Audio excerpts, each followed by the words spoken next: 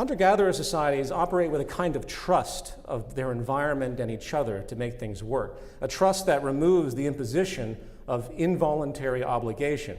If you think deeply about that, how we in modern culture, how we tend to react when somebody does something for us, very often we react by wanting to do something immediately in reciprocation for them. Not necessarily because it's a good thing to do, but it removes a psychological sense of indebtedness when we do so. And that is a cultural phenomenon that we've created. Hunter-gatherers avoided this. It wasn't that they weren't dependent on each other for contribution, but the egalitarian nature of things, including the minimalistic affluence they had, a very unique point as well. The idea of affluence, of course, we think of giant mansions and so on, but it's really a state of mind and making sure your needs are met. And everything beyond that becomes quite subjective.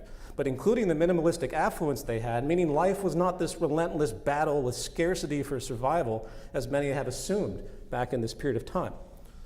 Allowing for, again, a very different culture. One that provided for the members of the groups without the pressure of obligatory exchange and effectively pattern of dominance.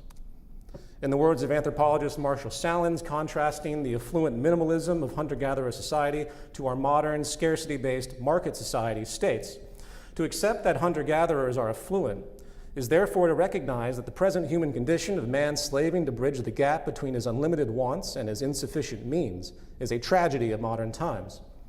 Modern capitalist societies, however richly endowed, dedicate themselves to the proposition of scarcity.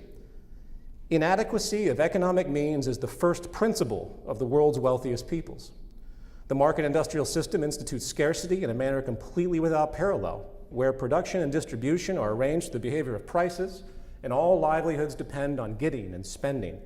Insufficiency of material means becomes the explicit, calculable starting point of all economic activity.